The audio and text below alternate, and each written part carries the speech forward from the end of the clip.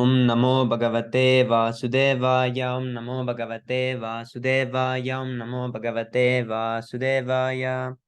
Om Agnanatimirandasya Gyananjana Salakaya Chakshurunmilitam Yena Tasmai Sri Gurave Namaha. Sri Chaitanya Manobhistam Stapitam Yena Bhutale Swayam Rupa Kadamahyam Darati Swaparandikam Vandeham Sri Guru Sri Yutapatakamalam Sri Gurun Vaishnavamscha Sri Rupam Sagrijatam Sahagana Raghunatan Vitam Tam Sajivam Sadvaitam Savarutam Parijana Sahitam Krishna Chaitanya Devam Sri Radha Krishna Padan Sahagana Lalita Sri Visakanvitamscha He Krishna Karuna Sindho Dinabandho Jagatpate Gopesha Gopika Kanta Radha Kanta Namostute Tapta Kanchana Gourangi Radhe Vrindavaneshwari Vrisabhanu Sute Devi Pranamami Haripriye Vancha Kalpatarupyascha Kripa Sindhupya Evacha Patitanam Pavanebhyo Vaishnavebhyo Namo Namaha Namam Vishnu Padaya Krishna Prestaya Bhutale Srimate Bhaktivedanta Swami Niti Namine Namaste Saraswate Deve Gauravani Pracharine Nirvishesha Shunyavadi Pashyatya Deshatarine Jai Shri Krishna Chaitanya Prabhu Nityananda Shri Advaita Gadadhar Srivasari Gaura Bhakta Vrinda Hare Krishna Krishna Krishna Hare Hare Hare Rama Rama Rama Hare Hare. Okay, Haribol. So today we read the chapter 33, Deliverance of Lord Shiva. As a great devotee of Krishna, King Parikshit was already liberated, but for clarification he was asking various questions of Sukadev Goswami. In previous chapter, King Parikshit's question was, what is the ultimate goal of Vedas? And Shukadev Goswami explained the matter, giving authoritative descriptions from the disciplic succession, beginning with Sanadana down to Narayana Rishi, Narada, Vyasadeva, and then he himself. The conclusion was that devotional service or bhakti is the ultimate goal of the Vedas. A neophyte devotee may question if the ultimate goal of life or the conclusion of the Vedas is to elevate oneself to the platform of devotional service, then why is it observed that a devotee of Lord Vishnu is generally not very prosperous materially, whereas a devotee of Lord Shiva is found to be very opulent? In order to clarify this matter, Parikshit Maharaj asked Shukadev Goswami, my dear Shukadev Goswami, it is generally found that those who engage in the worship of Lord Shiva, whether in human, demoniac, or demigod society, become very opulent materially. Although Lord Shiva himself lives just like a poverty-stricken person. On the other hand, the devotees of Lord Vishnu, who is the controller of the goddess of fortune, do not appear to be very prosperous, and sometimes they even found to be living without any material opulence at all. Lord Shiva lives underneath a tree or in the snow of the Himalayan mountains. He does not even construct a house for himself, but still the worshippers of Lord Shiva are very rich. Okay, Hare Krishna. Anyone can continue. I need to tag persons in the Telegram so they know that reading session started. Haribol.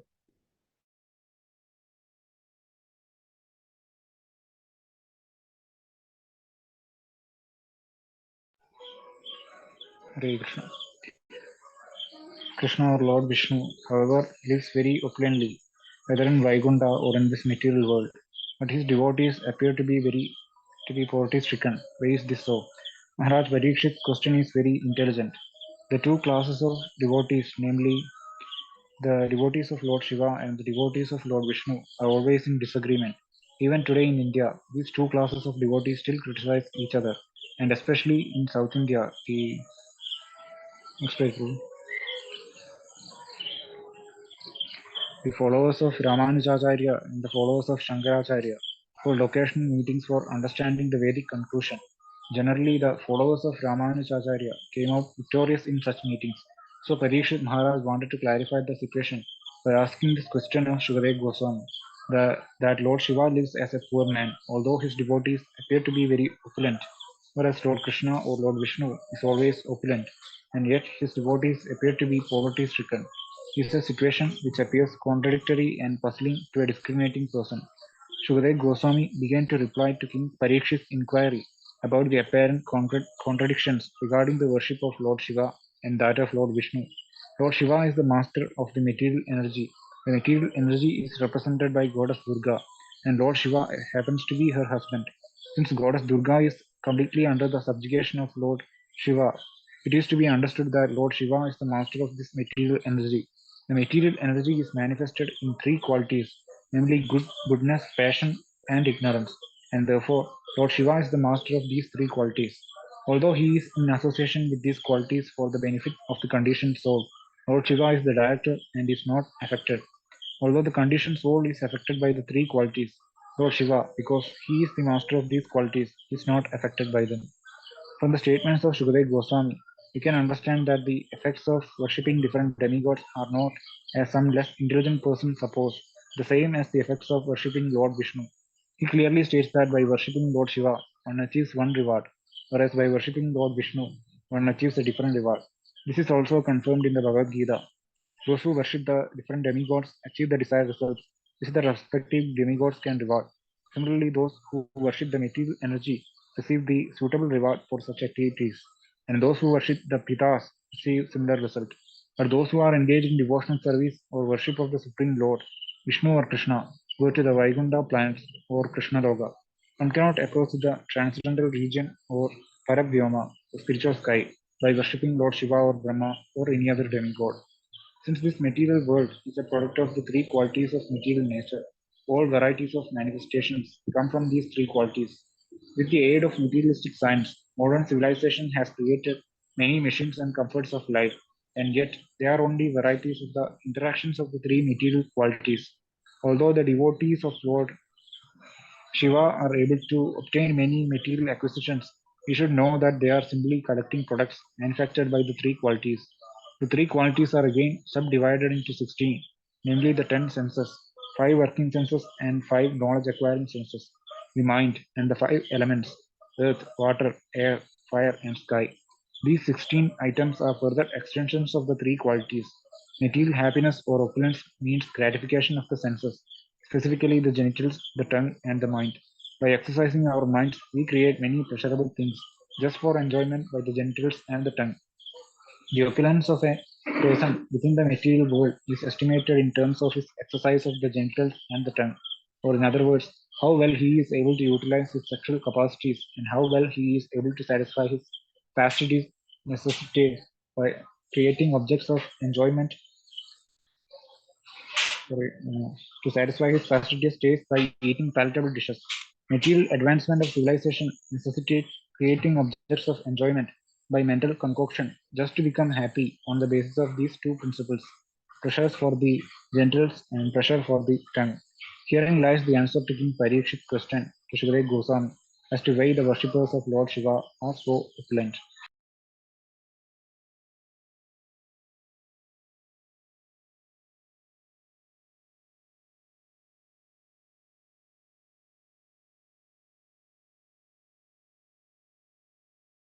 Haribol. Okay, who wants to continue? Hare Krishna, please accept my humble obeisances. All glories to Srila Prabhupada. Hare Krishna, Prabhu. May I continue, Prabhu? Dandavat Pranam Jai Shri Prabhupada. Yes, Prabhu. Thank you. The devotees of Lord Shiva are only opulent in terms of the material qualities. Actually, such so-called advancement of civilization is the cause of entanglement in material existence. It is actually not advancement, but degradation. The conclusion is that because Lord Shiva is the master of the three qualities, his devotees are given things manufactured by the interaction of these qualities for satisfaction of the senses. In the Bhagavad Gita, however, we get instruction from Lord Krishna that one has to transcend the qualitative existence. Nistraigunya Bhavarjuna, the mission of human life is to become transcendental to the three qualities. Unless one is Nistraigunya, he cannot get free from material entanglement. In other words, favors received from Lord Shiva are not actually beneficial to the conditioned souls, although apparently such facilities seem to be opulent. Shukadeva Goswami continued, the Supreme Personality of Godhead, Hari, is transcendental to the three qualities of material nature. It is stated in the Bhagavad Gita that anyone who surrenders unto him surpasses the control of the three qualities of material nature. Therefore, since Hari's devotees are transcendental to the control of the three material qualities, certainly he himself is transcendental. It is stated, therefore, in the Srimad Bhagavatam that Hari, or Krishna, is the original Supreme Personality. There are two kinds of prakritis, or potencies, namely the internal potency and the external potency, and Krishna is the overlord of both these prakritis or potencies. He is Sarvadrik, or the overseer of all the actions of the internal and external potencies, and he is also described as Upadrashta, the supreme advisor. Because he is the supreme advisor, he is above all the demigods, who merely follow the directions of the supreme advisor. As such, if one directly follows the instructions of the Supreme Lord, as indicated in the Bhagavad Gita and the Srimad Bhagavatam, then gradually one becomes nirguna, or above the interaction of the material qualities. To be nirguna means to be bereft of material opulences because, as we have explained, material opulence means an increase of the actions and reactions of the three material qualities. By worshipping the Supreme Personality of Godhead, instead of being puffed up with material opulences, one becomes enriched with spiritual advancement of knowledge in Krishna consciousness. To become nirguna means to achieve eternal peace, fearlessness, religiousness, knowledge, and renunciation. All these are symptoms of becoming free from the contamination of the material qualities. Shukadeva Goswami, in answering Parikshit Maharaja's question, went on to cite an historical instance regarding Parikshit Maharaja's grandfather, King Yudhishthira. He said that after finishing the Ashwamedha sacrifice in the great sacrificial arena, King Yudhishthira, in the presence of great authorities, inquired on that very same point. How is it that the devotees of Lord Shiva become materially opulent, whereas the devotees of Lord Vishnu do not? Shukadeva Goswami specifically referred to King Yudhishthira as your grandfather, so that Maharaja Parikshit would be encouraged to think that he was related to Krishna and that his grandfathers were intimately connected with the Supreme Personality of Godhead. Although Krishna is always very satisfied by nature, when this question was asked by Maharaja Yudhishthira, he became even more satisfied, because these questions and their answers would bear a great meaning for the entire Krishna conscious society. Whenever Lord Krishna speaks about something to a specific devotee, it is not only meant for that devotee, but for the entire human society. Instructions by the Supreme Personality of Godhead are important even to the demigods, headed by Lord Brahma, Lord Shiva, and others, and anyone who does not take advantage of the instructions of the Supreme Personality of Godhead, who descends within this world for the benefit of all living entities, is certainly very unfortunate. Lord Krishna answered the question of Maharaja Yudhishthira as follows. If I especially favor a devotee and especially wish to care for him, the first thing I do is take away his riches. When the devotee becomes a penniless pauper or is put into a comparatively poverty-stricken position, his relatives and family members no longer take interest in him, and in most cases they give up their connection with him. The devotee then becomes doubly unhappy. First of all, he becomes unhappy because his riches have been taken away by Krishna, and he is made even more unhappy when his relatives desert him because of his poverty-stricken position. We should note, however, that when a devotee falls into a miserable condition in this way, it is not due to past impious activities known as karma phala. The poverty-stricken position of the devotee is a creation of the personality of Godhead. Similarly, when a devotee becomes materially opulent, that is also not due to his pious activities. In either case, whether the devotee becomes poorer or richer, the arrangement is made by the Supreme Personality of Godhead. This arrangement is especially made by Krishna for his devotee just to make him completely dependent upon him and to free him from all material obligations. He can then concentrate his energies, mind, and body, everything, for the service of the Lord, and that is pure devotional service. In the Narada Pancharatra, it is therefore explained, Sarvapadhi Vinir Muktam, which means being freed from all designations. Works performed for family, society, community, nation, or humanity are all designated. I belong to this society, I belong to this community, I belong to this nation, I belong to this species of life. Such identities are all merely designations. When by the grace of the Lord, a devotee becomes freed from all designation, his devotional service is actually Naishkarma. Gyanis are very much attracted by the position of Naishkarma, in which one's actions no longer have material effect.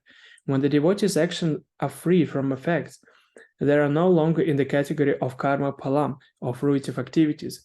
As explained before by the personified Vedas, the unhappiness and distress of a devotee are produced by the personality of Godhead for the devotee, and the devotee therefore does not care therefore does not care whether he is in happiness or in distress. He goes on with his duties in executing devotional service. Although his behavior seems to be subject to the action and reaction of fruitive activities, he is actually freed from the results of action. Hari Bol, anyone can continue next.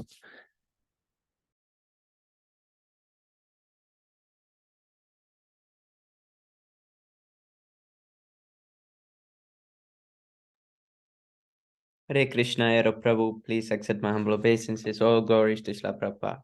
Prabhu, you can continue if you can read.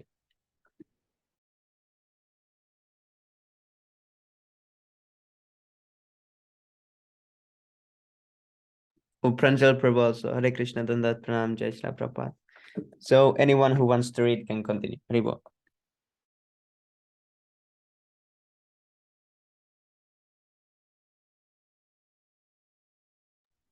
I'll read when I get home. I'm right now walking. Okay, Prabhu. Hare Bol. Okay, I can read a little. Hare Bol. It may be questioned why a devotee is put into such tribulation by the personality of Godhead. The answer is that this kind of arrangement by the Lord is just like the father sometimes becoming unkind to his sons. Because the devotee is a surrendered soul and is taken charge of by the Supreme Lord, whenever the Lord puts him into any condition of life, either in distress or happiness, it is to be understood that behind this arrangement, there is a large plan designed by the personality of Godhead. For example, Lord Krishna put the Pandavas into distressed condition so acute that even grandfather Bhishma could not comprehend how such distress could occur.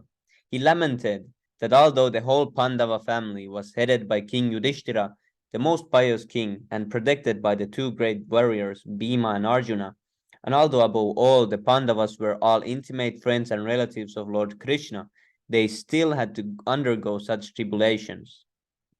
Later on, however, it was proved that this was planned by the Supreme Personality of Godhead Krishna as a part of his great mission to annihilate the miscreants and protect the devotees. Another question may be arised. Since a devotee is put into different kinds of happy and distressful conditions by the arrangement of the personality of Godhead, and common man is put into such conditions as a result of his past deeds, then what is the difference? How is the devotee any better than the ordinary karmi? The answer is that the karmis and the devotees are not on the same level.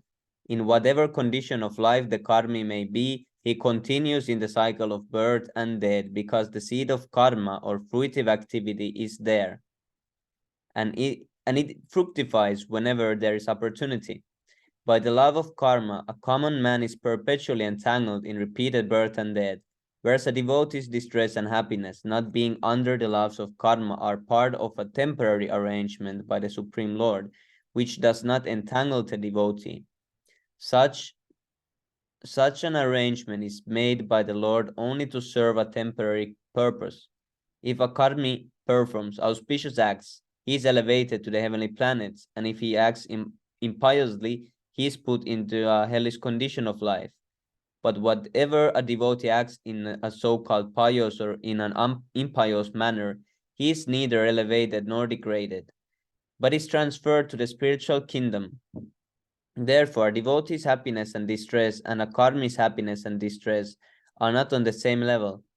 This fact is corroborated by a speech by Yamaraj to his servants in connection with the liberation of Ajamila.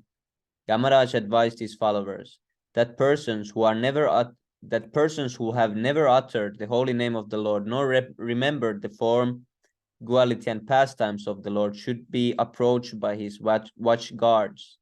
Yamaraj also advised his servants never to approach the devotees.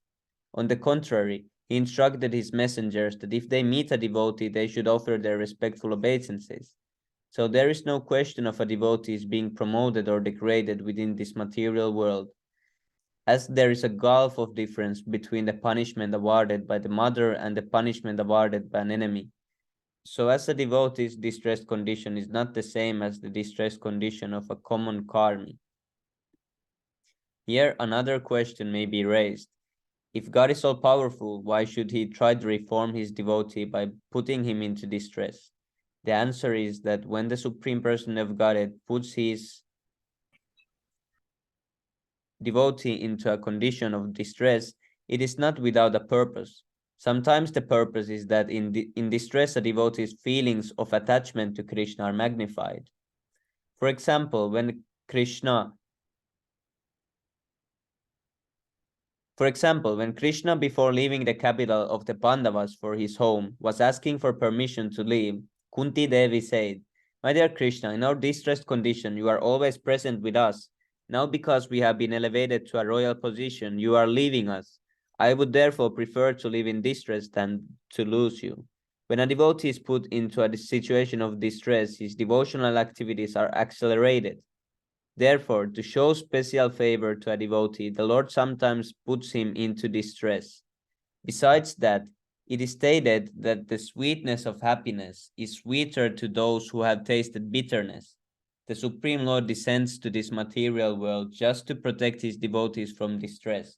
In other words, if devotees were not in a distressed condition, the Lord would not have come down. As for his killing the demons or the miscreants, this can be easily done by his various energies, just as many asuras are killed by his external energy goddess Durga. Therefore, the Lord does not need to come down personally to kill such demons. But when his devotee is in distress, he must come. Lord Nrsimhadev appeared not to kill Hiranyakashipu, but to see Prahlad and to give him blessings. In other words, because Prahlad Maharaj was put into very great distress, the Lord appeared. When after the dense dark night, there is finally sunrise in the morning, it is very pleasant. When there is scorching heat, cold water is very pleasant. And when there is freezing winter, hot water is very pleasant. Similarly, when a devotee, after experiencing the condition of the material world, really relishes the spiritual happiness awarded by the Lord, his position becomes more pleasant and enjoyable.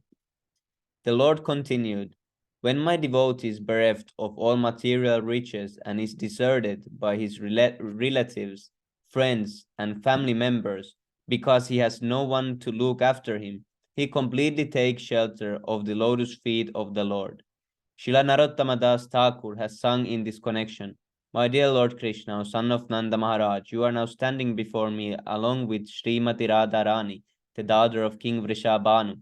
I am now surrendering unto you. Please accept me. Please do not kick me away. I have no shelter other than you." When a devotee is thus put into so-called miserable conditions and is bereft of riches and family, he tries to revive his original position of material opulence. But although he tries again and again, Krishna again and again takes away all his resources.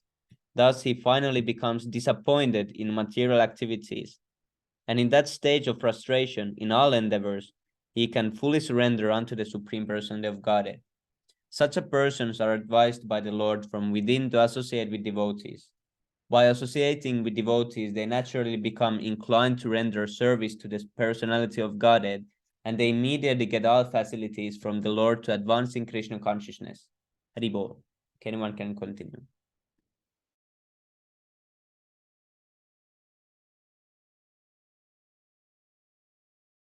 Hare Krishna. Non-devotees, however, are very careful about preserving their material condition of life.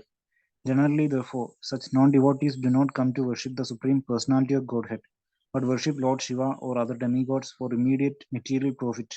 In the Bhagavad Gita, it is said, therefore, Kangshanta Karmanam Siddhim Yajanta Iha Devata. The karmis, in order to achieve success within this material world, worship the various demigods. It is also stated by Lord Krishna that those who worship the demigods are not mature in their intelligence. The devotees of the Supreme Personality of Godhead, therefore, because of their strong attachments for him, do not foolishly go to the demigods. Lord Krishna said to King Yudhishthira, my devotee is not deterred by any adverse condition of life. He always remains firm and steady. Therefore, I give myself to him and I favor him so he can achieve the highest success in life. The mercy bestowed upon the tried devotee by the Supreme Personality of Godhead. Supreme Personality is described as Brahman, which indicates that the greatness of that mercy can be compared only to the all per se greatness. Brahman means unlimitedly great and unlimitedly expanding. That mercy is also described as Parama, for it has no comparison within this material world, and it is also called Sukshmam, very fine. The Lord's mercy upon the tried devotee is not only great and unlimitedly expansive, but it is of the finest quality of transcendental love between the devotee and the Lord. Such mercy is further described as Chin Matram, completely spiritual. The use of the word Matram indicates absolute spirituality with no tinge of material qualities. That mercy is called Sat, eternal, and Anantagam, unlimited. Since the devotee of the Lord is awarded such unlimited spiritual benefit, why should he worship the demigods? A devotee of Krishna does not worship Lord Shiva or Brahma or any other subordinate demigod. He completely devotes himself to be the transcendental loving service of the Supreme Personality of Godhead. Shukadeva Goswami continued, the demigods headed by Lord Brahma and Lord Shiva and including Lord Indra, Chandra, Varuna and others are apt to become very quickly satisfied and very quickly angered by the good and ill behavior of their devotees. But this is not so with the Supreme Personality of Godhead Vishnu. This means that any living entity within this material world, including the demigods, is conducted by the three modes of material nature, and therefore the qualities of ignorance and passion are very prominent within this material world. Those devotees who take blessings from the demigods are also infected with the material qualities, especially passion and ignorance. Lord Sri Krishna has therefore stated in the Bhagavad Gita that to take blessings from the demigods is less intelligent, because when one takes benediction from the demigods, the result of such benedictions are temporary. It is easy to get material opulence by worshipping the demigods, but the result is sometimes disastrous. As such, the benediction arrived from the demigods are appreciated by the less intelligent class of men. Persons who derive benedictions from the demigods gradually become puffed up with the material opulence and neglectful of their benefactors. Shukadeva Goswami addressed King Parikshit thus, my dear king, Lord Brahma, Lord Vishnu, and Lord Shiva, the principal trio of the material creation, are able to bless or to curse anyone. Of this trio, Lord Brahma and Lord Shiva become very easily satisfied, and at the same time, they become very easily angered. When they are satisfied, they give benedictions without any consideration, and when they are angry, they curse the devotee without any consideration. But Lord Vishnu is not like that. Lord Vishnu is very considerate.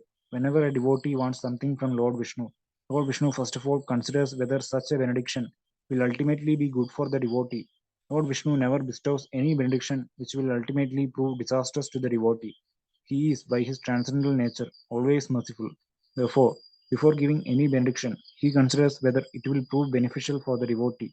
Since the Supreme Personality of Godhead is always merciful, even when it appears that he has killed a demon, or even when he apparently becomes angry toward a devotee, his actions are always auspicious. The Supreme Personality of Godhead is therefore known as all good. Whatever he does is good. As for the benedictions given by demigods like Lord Shiva, there is the following historical incident cited by great sages. Once, Lord Shiva, after giving benediction to a demon named Mrikasura, the son of Shaguni, was himself entrapped in a very dangerous position. Mrikasura was searching after a benediction and was trying to decide which of the three presiding deities to worship in order to get it. In the meantime, he happened to meet the great sage Narada and consulted with him as to whom he should approach to achieve quick results from his austerity. He inquired, of the three deities, namely Lord Brahma, Lord Vishnu, and Lord Shiva, who is most quickly satisfied? Narada could understand the plan of the demon, and he advised him, "You had better worship Lord Shiva, then you will quickly get the desired result. Lord Shiva is very quickly satisfied, and very quickly dissatisfied also. So you try to satisfy Lord Shiva." Narada also called instances demon, wherein demons like Ravana and Banasura was enriched with great opulences simply by satisfying Lord Shiva with prayers. Because the great sage Narada was aware of the nature of the demon Brigasura, he did not advise him to approach Vishnu or Lord Brahma. Persons such as Brigasura, who are situated in the material mode of ignorance, cannot stick to the worship of Vishnu. After receiving instructions from Narada, the demon Brigasura went to Kedaranatha. The pilgrimage site of Kedarnatha still exists near Kashmir. It is almost always covered by snow, but for part of the year, during the month of July, it is possible to see the deity, and devotees go there to offer their respects. Kedarnatha is for the devotees of Lord Shiva. According to the Vedic principle, when someone is offered to the deities to eat, when something is offered to the deities to eat, it is offered in a fire. Therefore, a fire sacrifice is necessary in all sorts of ceremonies. It is specifically stated in the Shastras that gods are to be offered something to eat through the fire. The demon Brigasura therefore went to Kedarnath and ignited a sacrificial fire to please Lord Shiva. After igniting the fire in the name of Shiva, he began to offer his own flesh by cutting it from his body so as to please Lord Shiva. Here is an instance of worship in the mode of ignorance. In the Bhagavad Gita, different types of sacrifices are mentioned. Some sacrifices are in the mode of goodness, some are in the mode of passion, and some are in the mode of ignorance. There are different kinds of tapasya and worship because there are different kinds of people within this world.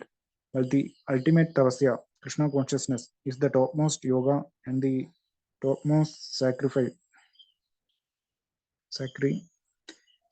As confirmed in the Bhagavad Gita, the topmost yoga is to think always of Lord Krishna within the heart, and the topmost sacrifice is to perform the Sankirtana Yajna. In the Bhagavad Gita, it is stated that the worshippers of the demigods have lost their intelligence, as will be revealed later in this chapter. Brigasura wanted to satisfy Lord Shiva for a third-class materialistic objective, which was temporary and without real benefit. The asuras or persons within the mode of ignorance will accept such benedictions from the demigods. In complete contrast to this sacrifice, in the mode of ignorance, the archana with the process for worshipping Lord Vishnu or Krishna is very simple. Lord Krishna says in the Bhagavad Gita that he accepts from his devotee even a little fruit, a flower, or some water, which can be gathered by any person, poor or rich. Of course, those who are rich are not expected to offer only a little water, a little piece of fruit, or a little leaf to the Lord. A rich man should offer according to his position, but if the devotee happens to be a very poor man, the Lord will accept even the most meager offering.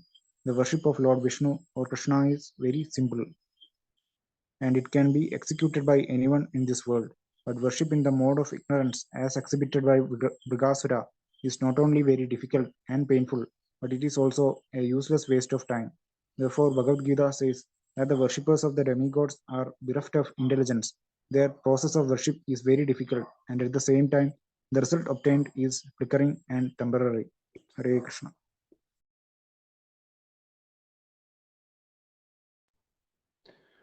Although Vrikasura continued his sacrifice for 6 days, he was nevertheless unable to personally see Lord Shiva, which was his objective. He wanted to see him face to face and ask him for a benediction. Here is another contrast between a demon and a devotee. A devotee is confident that whatever he offers to the deity in full devotional service is accepted by the Lord, but the demon wants to see his worshipful deity face to face so that he can directly take the benediction. A devotee, however, does not worship Vishnu or Lord Krishna for any benediction. Therefore, a devotee is called akama, free of desire, and a non-devotee is called sarvakama, or desires of everything. On the 7th day, the demon Vrikasura decided that he should cut off his head and offer it to satisfy Lord Shiva. Thus, he took bath in the nearby lake, and without drying his body and hair, he prepared to cut off his head. According to the Vedic system, an animal which is to be offered as a sacrifice has to be bathed first, and while the animal is wet, he is sacrificed. When the demon was thus preparing to cut off his head, Lord Shiva became very compassionate. This compassion, however, is a symptom of the quality of goodness. Lord Shiva is called Trilinga. Therefore, his manifestation, wait a minute, Hungary. His manifestation of the nature of compassion is a sign of the quality of goodness. This compassion, however, is present in every living entity. The compassion of Lord Shiva was aroused because the demon was offering his flesh to the sacrificial fire. This is natural compassion. Even if a common man sees someone preparing to commit suicide, it is his duty to try to save him. He does so automatically. There is no need to appeal to him. Therefore, when Lord Shiva appeared from the fire to check the demon from suicide, it was not as a very great favor to him. The demon was saved from committing suicide by the touch of Lord Shiva. His bodily injuries immediately healed, and his body became as it was before. Then Lord Shiva told the demon, "My dear Vrikasura, you do not need to cut off your head. You can ask from me any benediction you like, and I shall fulfill your desire. I do not know why you wanted to cut off your head to satisfy me. I become satisfied even by an offering of a little water." Actually, according to Vedic process, the Shiva Linga in the temple, or the form of Lord Shiva in the temple, is worshipped simply by offering Ganges water, because it is said that Lord Shiva is greatly satisfied when Ganges water is poured upon his head. Generally, yes, devotees offer Ganga water and the leaves of the Bilva tree, which are especially meant for offering to Lord Shiva and the goddess Durga. The fruit of this tree also is offered to Lord Shiva. Lord Shiva assured Vrikasura that he becomes satisfied by a very simple process of worship. Why then was he so anxious to cut off his head, and why was he taking so much pain by cutting his body to pieces and offering it in the fire? There was no need of such severe penances. Anyway, out of compassion and sympathy, Lord Shiva prepared to give him any benediction he liked. When the demon was offered this facility by Lord Shiva, he asked for a very fearful and abominable benediction. The demon was very sinful, and sinful persons do not know what sort of benediction should be asked from the deity. Therefore, he asked Lord Shiva to be benedicted with such power that as soon as he would touch anyone's head, immediately it would crack and the man would die. The demons are described in the Bhagavad Gita as Dushkritinas, or miscreants. Kriti means very meritorious, but when dush is added, it means abominable. Instead of surrendering under the Supreme Personality of Godhead, the Dushkritinas worship different demigods in order to derive abominable material benefits. Sometimes such demons as material scientists discover lethal weapons. They cannot show their meritorious power by discovering something which can save man from their death, but instead they discover weapons which accelerate the process of death. Because Lord Shiva is powerful enough to give any benediction, demon could have asked of him something beneficial for human society, but for his personal interest, he asked that anyone whose head would be touched by his hand would at once die. Lord Shiva could understand the motive of the demon, and he was very sorry that he had assured him whatever benediction he liked. He would not withdraw his promise, but he was very sorry in his heart that he was to offer him a benediction so dangerous to human society. The demons are described as Dushkritinas, miscreants, because although they have brain power and merit, the merit and brain power are used for abominable activities. Sometimes, for example, the materialistic demons discover a lethal weapon. The scientific research for such a discovery certainly requires a very good brain, but instead of discovering something beneficial to human society, they discover something to accelerate the death, which is already assured to every man. Similarly, Vrikasura, instead of asking Lord Shiva for something beneficial to human society, asked for something very dangerous to human society. Therefore, Lord Shiva felt sorry within himself.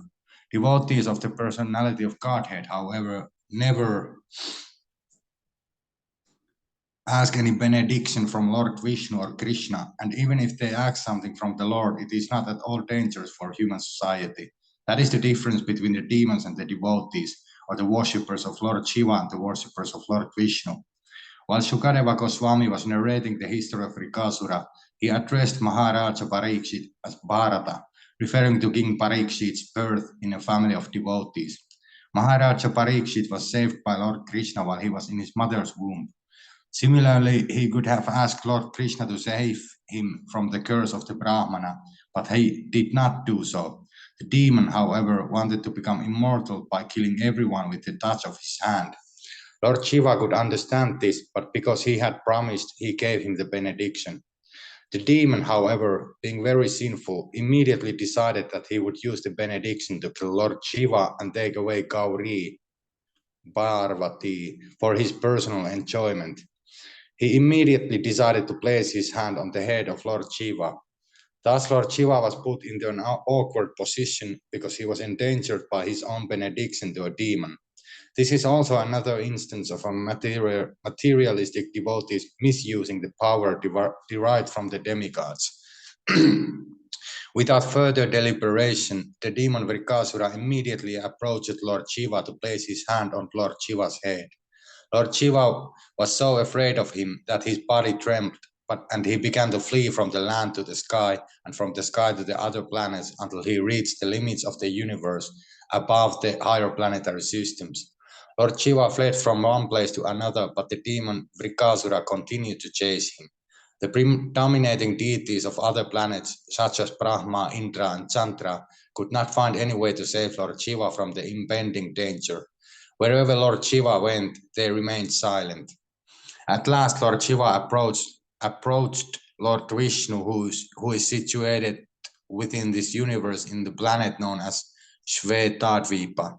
Shvetadvipa is the local Vaikuntha planet beyond the jurisdiction of the influence of external energy. Lord Vishnu, in his all-pervasive feature, remains everywhere, but wherever he remains personally is the Vaikuntha atmosphere. In the Bhagavad Gita, it is stated that the Lord remains within the heart of all living entities. As such, the Lord remains within the heart of many low-born living entities, but that does not mean that he is low-born. Wherever he remains is transformed into Vaikuntha. So the planet within this universe known as Svetadvipa is also Vaikuntha Loka.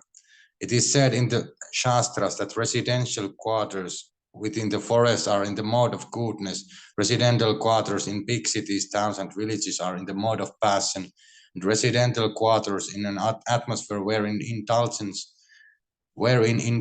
in the four sinful activities of illicit sex, intoxication, meat eating, and gambling predominate are in the mode of ignorance. But residential quarters in a temple of Vishnu, the Supreme Lord, are in Vaikuntha. It doesn't matter whether the temple is where the temple is situated, but the temple itself, wherever it may be, is Vaikuntha. Similarly, the Svetadvipa planet, although within the material jurisdiction, is Vaikuntha. Lord Shiva finally entered Svetadvipa Vaikuntha. In Svetadvipa, there are great saintly persons who are completely freed from the envious nature of the material world and are beyond the jurisdiction of the four principles of material activities, namely religiousness, economic development, sense gratification, and liberation. Anyone who enters into that Vaikuntha planet never comes back again to this material world. Lord Narayana is celebrated as lover of his devotees, and as soon as he understood that Lord Shiva was in great danger, he appeared as a brahmachari and personally approached Lord Shiva to receive him from a distant place. The Lord appeared as a perfect brahmachari with a belt around his waist, sacred thread, deerskin, a brahmachari stick, and raudra beads. Raudra beads are different from tulasi beads. Raudra beads are used by the devotees of Lord Shiva. Dressed as a brahmachari, Lord Narayana stood before Lord Shiva. The shining effulgence emanating from his body attracted not only Lord Shiva, but also the demon Vrikasura. Lord Narayana offered his respects and obeisances unto Vrikasura just to attract his sympathy and attention. Thus, checking the demon, the Lord addressed him as follows. My dear son of Sakuni, you appear to be very tired, as if coming from a very distant place. What is your purpose? Why have you come so far? I see that you are very tired and fatigued, so I request you to take a little rest. You should not unnecessarily tire your body. Everyone greatly values his body because with this body only can one fulfill all the desires of one's mind. We should not therefore unnecessarily give trouble to this body. The Brahmachari addressed Virkasura as the son of Shakuni just to convince him that he was known to his father, Shakuni. Vrikasura then took the Brahmachari to be someone known to his family, and therefore the Brahmachari's sympathetic words appealed to him. Before the demon could argue that he had no time to take rest, the Lord began to inform him about the importance of the body, and the demon was convinced. Any man, especially a demon, takes his body to be very important. Thus, Vrikasura became convinced about the importance of his body. Then, just to pacify the demon, the Brahmachari told him, "My dear Lord, if you think that you can disclose the mission for which you have taken the trouble to come here, maybe I shall be able to help you so that your purpose will be easily served." Indirectly, the Lord informed him that because the Lord is the supreme Brahman, certainly he would be able to adjust the awkward situation created by Lord Shiva. Thank you. Someone can continue. Hari Bol.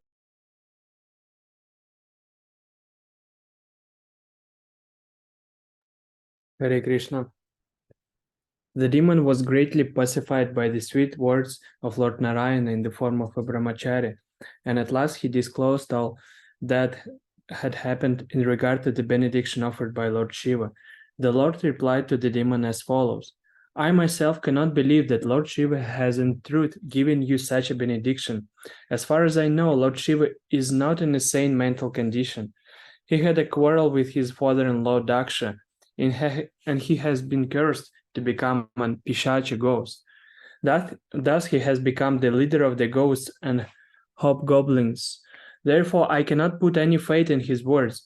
But if you have faith still in the words of Lord Shiva, my dear king of the demons, then why don't you make an experiment by putting your hand on your head? If the benediction proves false, then you can immediately kill this liar, Lord Shiva, so that in the future he will not dare to give out false benedictions." In this way, by Lord Narayan's sweet words and by the expansion of his super illusion, the demon became bewildered, and he actually forgot the power of Lord Shiva and his benediction. He was thus very easily persuaded to put his hand on his own head. As soon as the demon did that, his head cracked, and as if struck by thunder, and he immediately died. The demigods from heaven began to shower flowers on Lord Narayana, praising him with all glories and all thanksgiving, and they offered their obeisances to the Lord.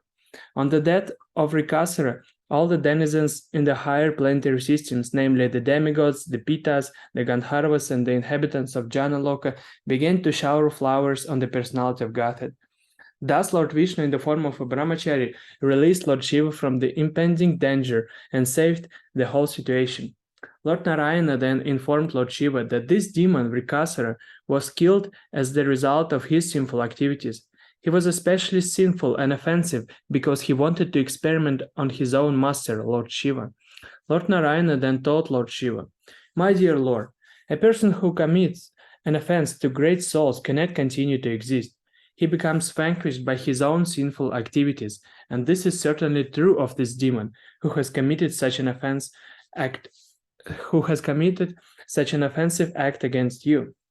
Thus, by the grace of the Supreme Personality of Godhead Narayana, who is transcendental to all material qualities, Lord Shiva was saved from being killed by a demon. Anyone who hears this story with faith and devotion certainly becomes liberated from material entanglement, as well as from the clutches of his enemies." Thus ends the Bhaktivedanta purport of the second volume, 33rd chapter of Krishna, Deliverance of Lord Shiva. Hare Krishna. Hare Bol.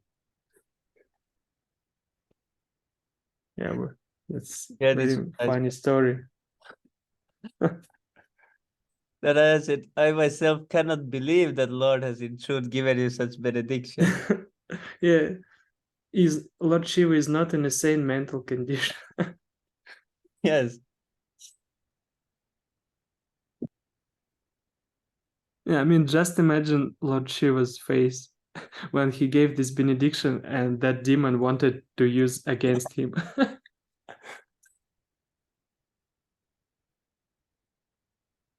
Yeah, he said, I cannot trust this Lord Shiva. He has probably lied to you also, given you this false benediction. It doesn't even work. Try it.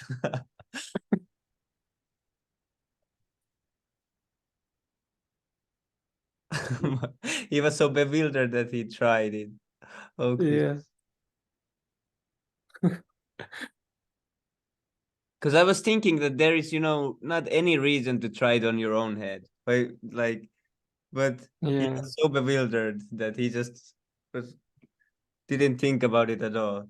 Yeah, this is like the demons that they don't think what Yeah, and they're doing, they just do it. you see what Narayana said to Lord Shiva, that those who act offensively against his masters, I mean, those benedictions become curse for them, something Yeah. like that.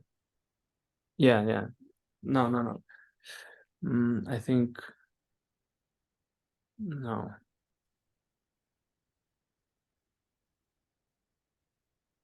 I think before that.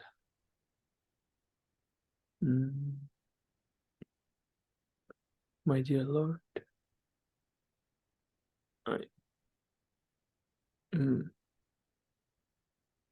Yeah, here Yeah.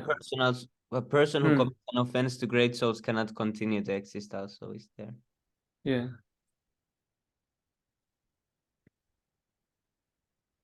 Yeah, he was killed as the Yeah, result. you see, he becomes vanquished by his own sinful activities. Yeah.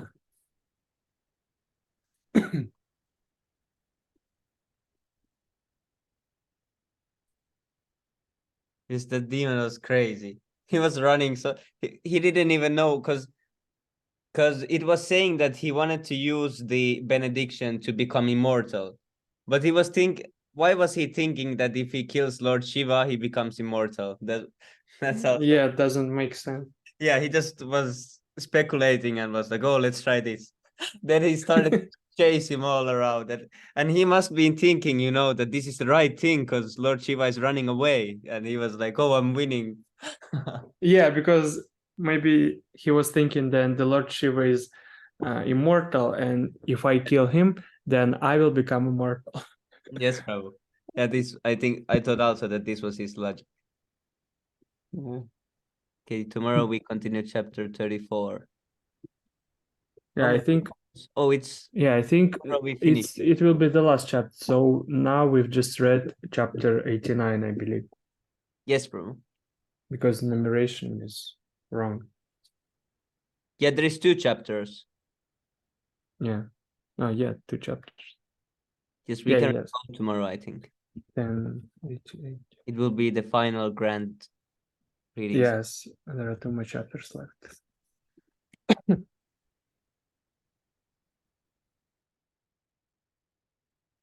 Okay, let's read 6 Astakam prayers. Who wants to start? Cheto Darpana Marjanam Havo Maha Davati Nirvapanam Seo Kairava Chandika Vikanam Pita Bodhu Jivanam Anandam Buddhi Vardhanam Prati Padam Purna Rasaskita Asvadanam Sarvatma Snapanam Param Vijayate Sri Krishna Sankirtanam. नामनामकारि बहुधानि च सर्वशक्तिस्तत्रार्पितानि अमिता स्मरणेन काला एतादृशी तव कृपा भगवन्ममापि दुर्दैवमीदृशमिहाजनीननुरगा प्रमादपि सुनिश्चयेन तरोरपि सहिष्णुना मानिना मानतेन कीर्तनीया सदा Hari Nadhanam na janam na sundarim kavitam va jagati shakamaye mama janmani janmanishware bhavatat bhaktira haituki tvai.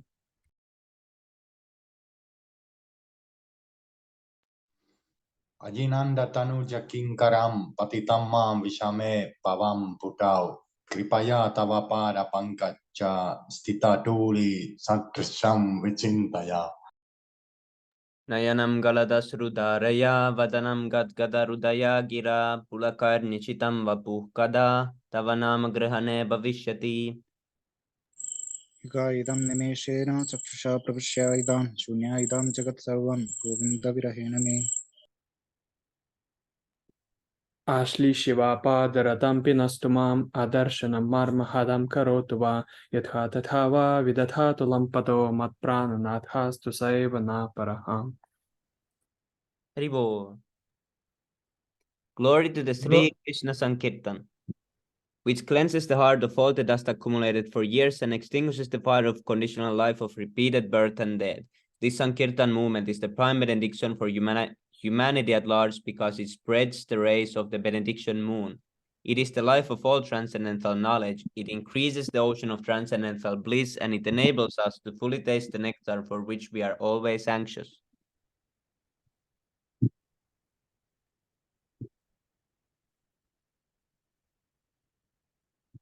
O my Lord, your holy name alone can render all benediction to living beings, and thus you have hundreds and millions of names like Krishna and Govinda.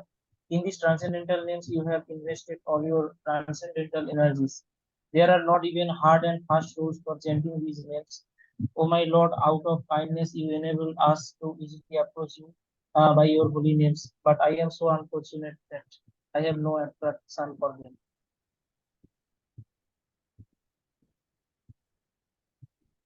One should chant the holy name of the Lord in a humble state of mind, thinking oneself lower than the straw in the street. One should be more tolerant than a tree, devoid of all sense of false prestige, and should be ready to offer all respect to others. In such a state of mind, one can chant the holy name of the Lord constantly. O Almighty Lord, I have no desire to accumulate wealth, nor do I desire beautiful women, nor do I want any number of followers. I only want your causeless devotional service, birth after birth. O son of Maharaj Nanda, Krishna, I am your eternal servitor, yet somehow or other I have fallen into the ocean of birth and death. Please pick me up from this ocean of death and place me as one of the atoms at your lotus feet. Oh my Oh my Lord, when Lord. will... Sorry, Prabhu, you can continue. And now you can go on. Okay, thank you.